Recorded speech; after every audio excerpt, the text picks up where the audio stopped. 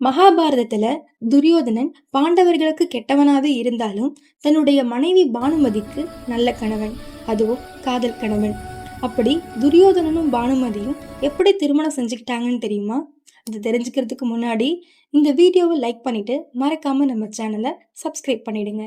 மன்னன் பகதத்தன் தன் மகளான பானுமதிக்கு திருமண வயசு வந்ததும் அவளுக்கு சுயம்பரம் நடத்த முடிவு செய்கிறாரு. அந்த நேரத்துல இளவரசனா முடிசூட்டப்பட்ட துரியோதனன் தன் மாமனான சகுனியோட ஆலோசனைப்படி சுயம்பரத்துல கலந்துக்க கர்ணனோடு வர்றாரு.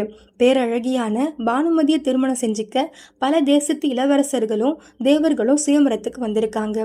சுயம்பர விதிப்படி ஒவ்வொருவரா முன்வந்து தன்னுடைய வீரத்தையும் திறமைகளையும் சபையில சொல்லணும். அதுல பிடிச்சவரை பானுமதியை தேர்வு செய்யணும். ஒவ்வொரு இளவரசர்களா பார்த்துட்டு வந்த பானுமதி துரியோதனை பார்க்காம எதிர் திசையில திரும்பிக்கிறாங்க. இதனால கோபமடைஞ்ச துரியோதனன் கர்ணனோட உதவியோட மற்ற அரசர்களை போர் செஞ்சு வீழ்த்திட்டு பானுமதியை தூக்கிட்டு போயிடுறாரு. அஸ்தினாபுர அரசவையில பிதாமகர் பீஷ்மருக்கு துரியோதனோட இந்த செயல் பிடிக்காம கோவப்படுறாரு. அதுக்கு துரியோதனன், நீங்களும் 3 பெண்களை கடத்தி வந்தவர் தானே அப்படின்னு சொல்ல, அதுக்கு மேலே எதுவும் பேச முடியாத பீஷ்மர் துரியோதனனுக்கும் பானுமதிக்கும் திருமணமும் செஞ்சு வச்சிடுறாரு. நாளடைவில் இவங்களுடைய காதல் பெருகி இவங்க காதலுக்கு சாட்சியா லக்ஷ்மண குமாரா அப்படின்னு இரட்டை பிறவிகள் பிறக்கிறாங்க.